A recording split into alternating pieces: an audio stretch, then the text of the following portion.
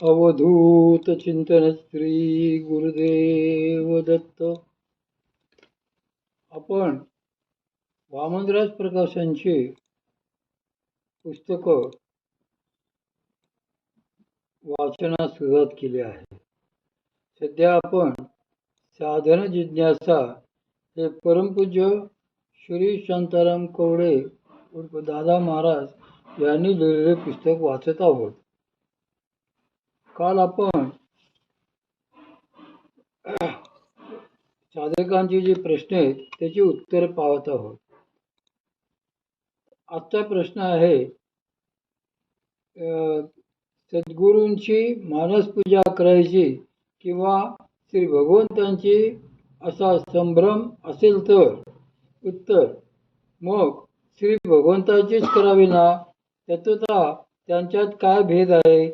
पण एकच कुठेतरी धरावे आणि तेच दृढ करावे, म्हणजे त्याचा अनुभव येतो. प्रश्न, आपण दत्त संप्रदायाचे म्हणून दत्त संप्रदायाचे नाव घ्यावे किंवा आपण ज्या कुळातले त्याच्या इष्टदेवतेचे नाव घ्यावे असा नेहमी संभ्रम असतो. कृपा करून शंका समाधान करावे. उत्तर, शक्तिपात दीक्षा ही नामदीक्षेपेक्षा सूक्ष्म असते. सूक्ष्म साधनाची दीक्षा झाल्यावर परत स्थूल साधनात जाण्याचे काही कारण नसते. पण तरी देखील आपली सतत उत्पादित होणारा वृत्ती 24 तास श्री भगवंतांच्या ठिकाणी राहावी म्हणून शक्तिपात दीक्षेनंतरही नाम घ्यावे.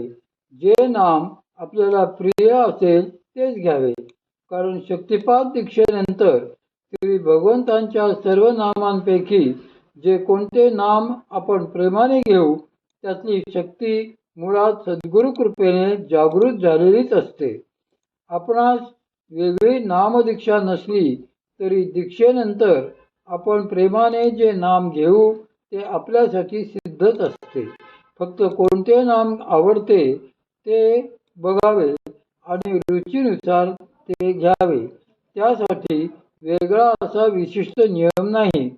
पण जर असा क्रम असेल की आधी आपणास नामदीक्षा झालेली असेल तर मात्र त्यावेळी जे नाम मिळालेले असेल तेच शक्तिपात दीक्षेनंतरही घ्यावे.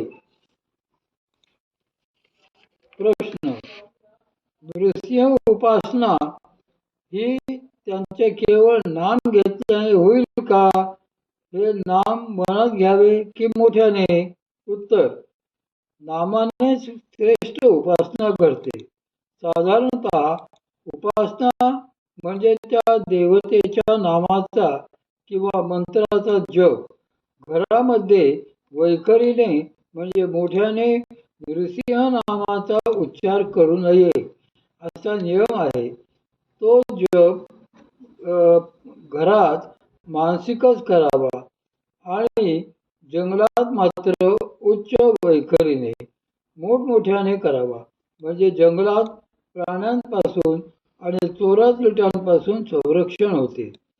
नामात नामस्मरण आणि नाम उच्चारण असे दोन भाग असतात. त्याचे नामस्मरण म्हणजे मनामध्ये नाम आठवणे, मनात नामाचे स्मरण करणे हेच शास्त्रांनी अधिक श्रेष्ठ मानलेले आहे. आपण मुखाने जे नाम घेतो त्यापेक्षा 1000 पट अधिक फळ देणारे असे हे नामस्मरण असते.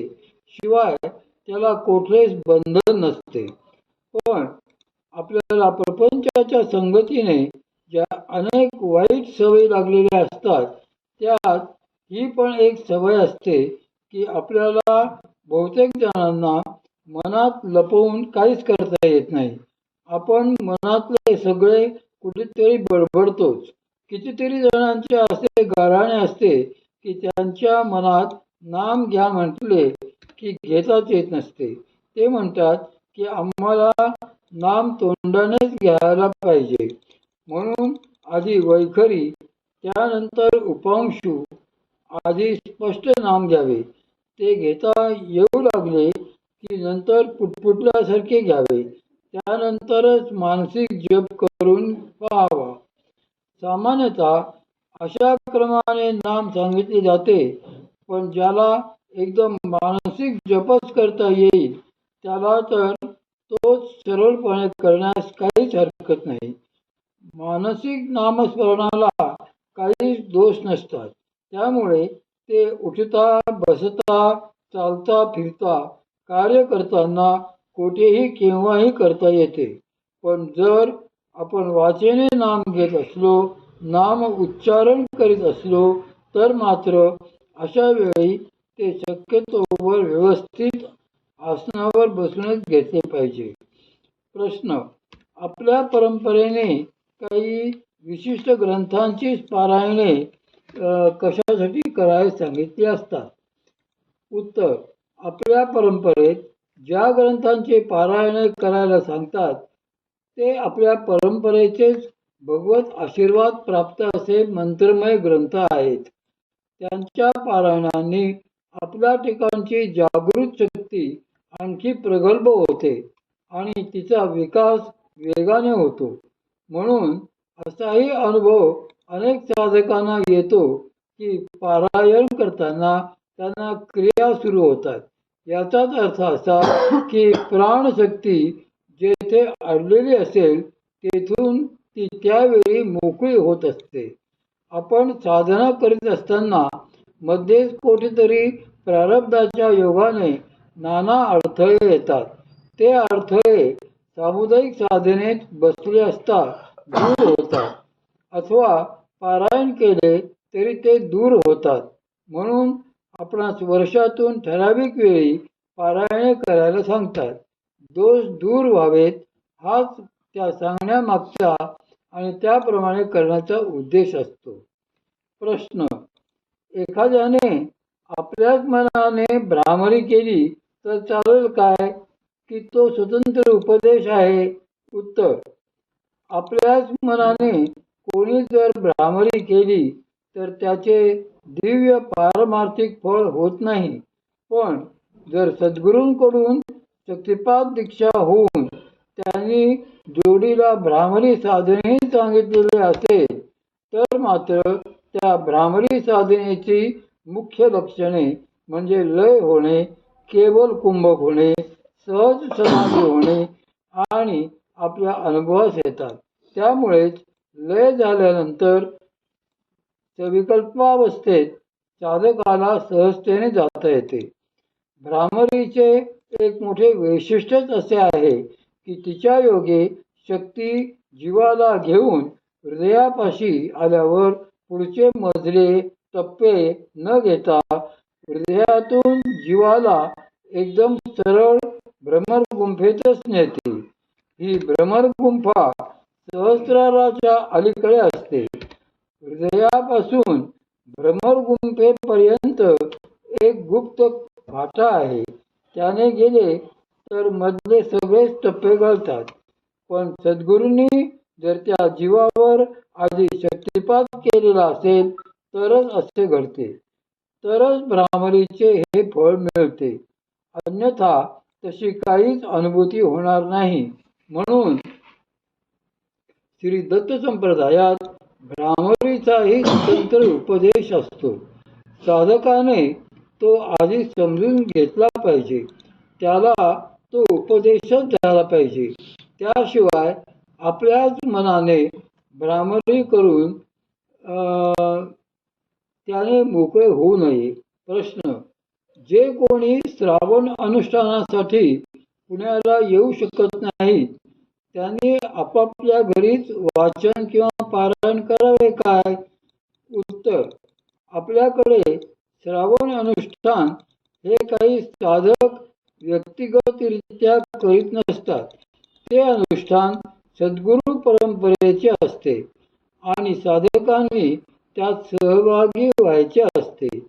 त्यासाठी या काळात विशिष्ट ग्रंथांचे वाचन, जप, पारायणे वगैरे संकल्पपूर्वक करायचे असतात आणि तेही अनुष्ठानाच्या सद्गुरू संकल्पानुसारच त्या अंतर्गत करायचे असतात. ज्यांना मोकळा पूर्ण वेळ मिळू शकेल किंवा ज्याप्रमाणे रजा मिळेल त्याप्रमाणे 3 दिवस, 7 दिवस, 15 दिवस किंवा महिनाभर त्यांनी येऊन माऊलीत राहून अनुष्ठानात सहभागी व्हायचे असते. पण तसे जर करता आले नाही तर आपली श्री गुरुचरित्र नित्यपाठ ही पोथी किंवा मूळ श्री गुरुचरित्र किंवा सप्तशती गुरुचरित्र सार किंवा श्री दत्त लीलामृताब्दी सार किंवा श्री दत्त महात्म्य, त्याचप्रमाणे श्री ज्ञानेश्वरी, श्री गुरुशास्त्री, दासबोध या पोथ्यांपैकी काही जसे जमेल तसे पारायण करावे. ज्यांना पारायण करणे जमत नसेल त्यांनी आपणास हवा असेल तो मानसिक जप करावा अथवा श्री दत्त भावांजलीचे होतील तेवढे पाठ करावे. या श्रावण अनुष्ठान काळात आपण कशाची किती पारायणे केली किंवा किती तास जप केला याची माऊलीत नंतर आठवणीने सूचना द्यावी. म्हणजे सांगतेच्या दिवशी अशा सगळ्या सूचनांच्या आधारे एकत्रित संकल्पपूर्ती सेवा म्हणून समर्पण सोहळा साजरा केला जाईल. प्रश्न: आपण केवळ नामानेही रूपात जाऊ शकतो का? उत्तर: अर्थातच. पण असे जातो म्हणजे काय होते, केव्हा होते याचाही विचार आपण करायलाच हवा. शक्तियुक्त नाम घेता घेता नामामधले रूप प्रगट होते. म्हणूनच रूपात जाता येत असते. नामाला रूपाची सहज सांगड असतेच. रूप जर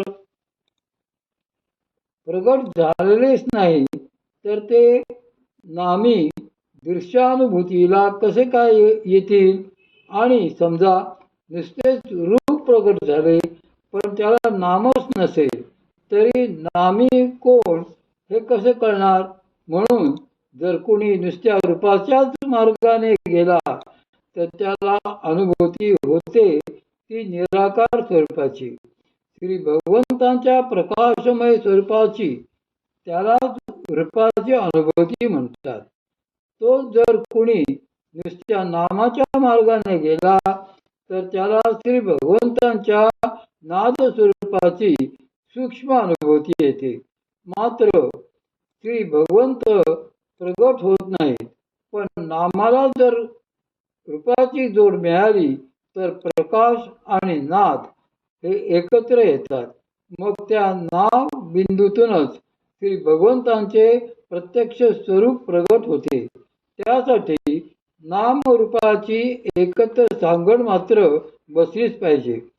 जेथे जीवत्वाची शेवटची कलाही संपते तेथेच श्री भगवंत भेटतात. त्यासाठीच आपण साधना करत असतो.